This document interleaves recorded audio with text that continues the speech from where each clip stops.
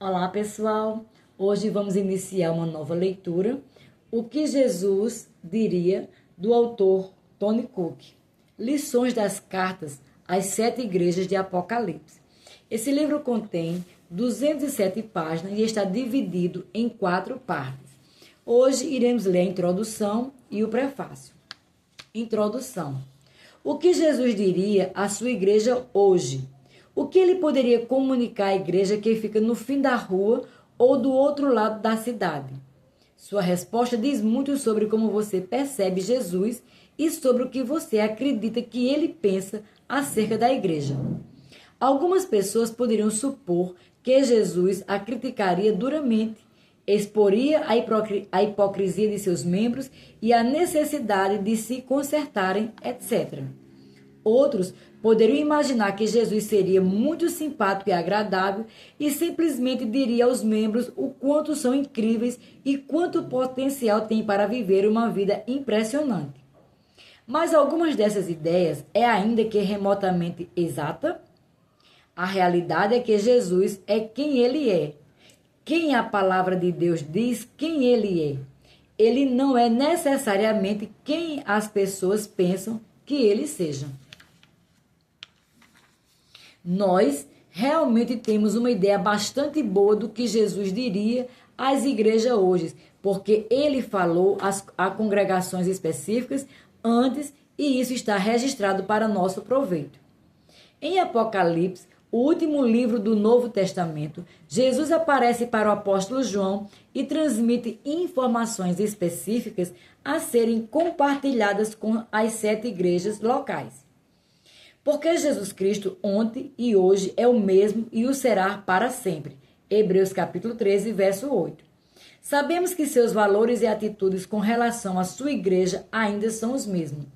A vontade dele não oscila com base nas tendências sociais em transformação, nem a verdade da sua palavra é alterada pelas variações da opinião popular.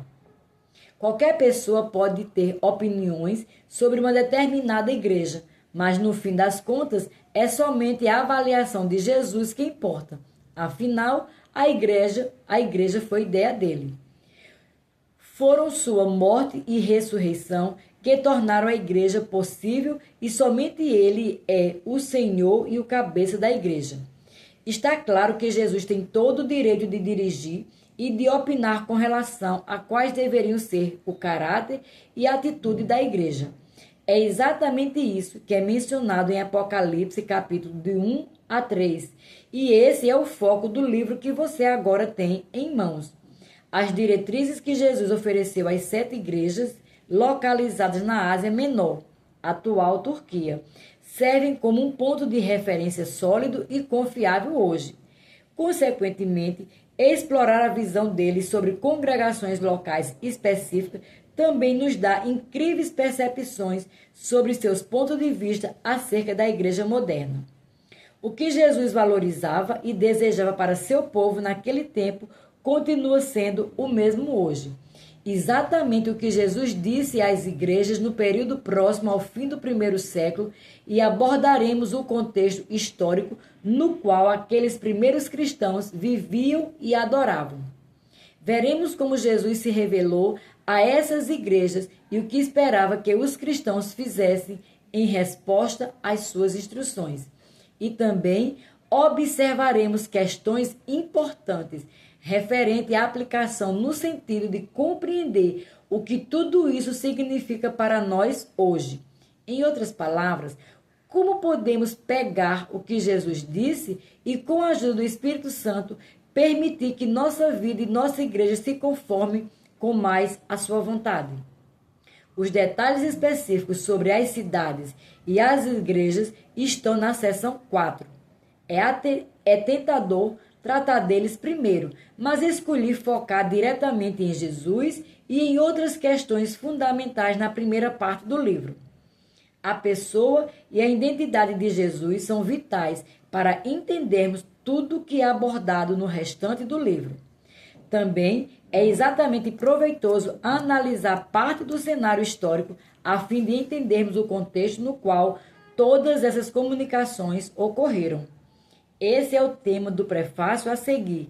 Então, prontamente mergulharemos naquele que é o alfa e o ômega do livro de Apocalipse, o Senhor Jesus Cristo. Prefácio. O cenário. Eu, João, irmão vosso e companheiro na tribulação, no reino e na perseverança em Jesus, achei-me na ilha chamada Pátimos por causa da palavra de Deus e do testemunho de Jesus. Apocalipse 1, verso 9. João provavelmente se mudou para Éfeso, a principal cidade da Ásia Menor, algum tempo antes da destruição de Jerusalém, em 70 anos depois de Cristo.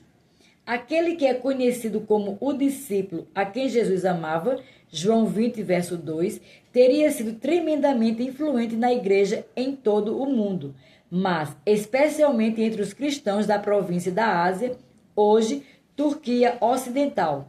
Pastores de perto e de longe teriam se beneficiado grandemente com a liderança espiritual de João. Foi a partir da base de seu ministério em Éfeso que ele escreveu o evangelho que leva seu nome, assim como suas 3 epístolas. Em fins do primeiro século, um imperador romano chamado Domiciano exilou João na ilha de Pátimos, a aproximadamente 74 quilômetros da costa da Ásia Menor, no mar Egeu. Egeu 1. Embora geograficamente mais próximo ao território da Turquia, onde as 7 igrejas estavam localizadas. Hoje, Pátimos é uma ilha grega. O apóstolo não dá detalhes quanto à natureza de seus crimes, apenas afirma que havia sido banido por causa da palavra de Deus e pelo seu testemunho de Jesus. Apocalipse 1, 9. Durante seu reinado, Domiciano declarou Dominus et Deus Noster, nosso Senhor e Deus, e exigiu ser reconhecido como tal. Isso representou sérios desafios para os primeiros cristãos que só reconheciam Jesus como Senhor.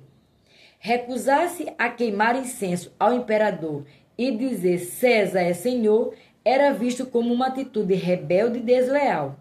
Aqueles primeiros cristãos muito provavelmente viam a marca da besta como a adoração ao imperador e a recusa deles era especificamente uma ofensa passível de punição.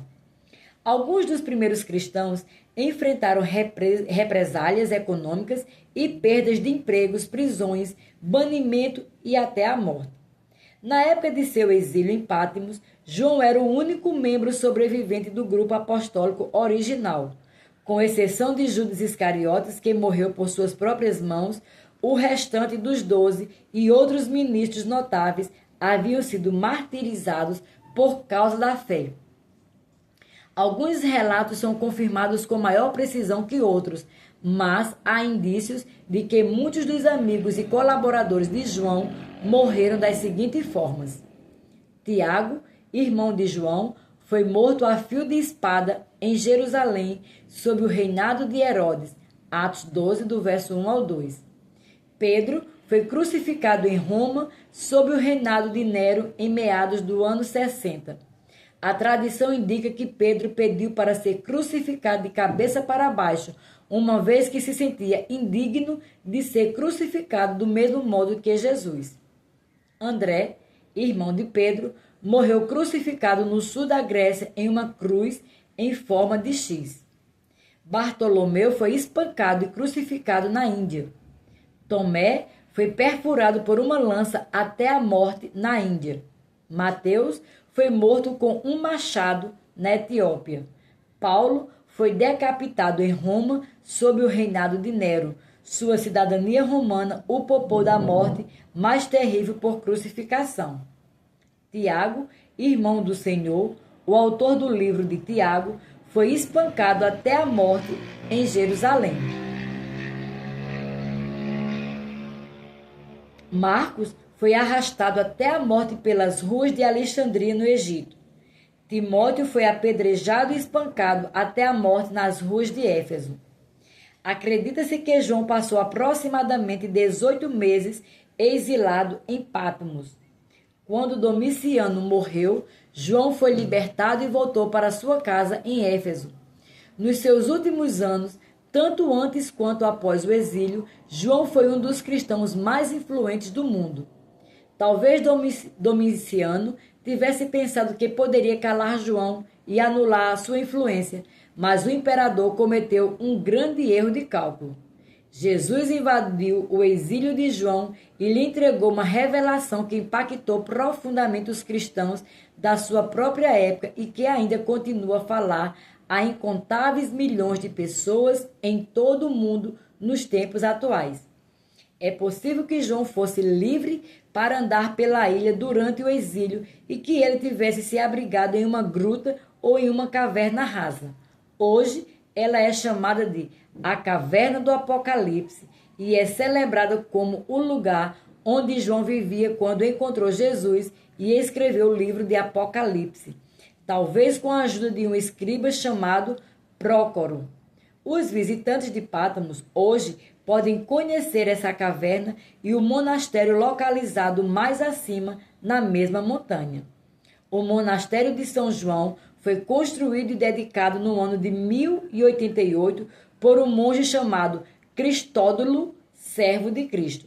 Voltando ao território turco, em uma encosta da cidade de Selçuk, os peregrinos ainda podem visitar o local do sepultamento de João nas proximidades imediatas da antiga Éfeso. Uma construção da igreja primitiva marcava o local do túmulo de João e foi substituída no século VI por uma basílica impressionante, com cúpulas construídas sobre as ordens do imperador Justiniano. Partes dessa antiga estrutura ainda permanecem recordando os visitantes da influência dinâmica do amado discípulo e dos seus escritos, e especialmente maravilhosa revelação de Jesus Cristo que recebeu na ilha de Pátmos. Nota: Pátmos faz parte de um grupo de ilhas conhecido como Dodecaneso, que significa as 12 ilhas. Rhodes e Cós são outras ilhas mencionadas no Novo Testamento que também faz parte do Dodecaneso, Atos 21, verso 5.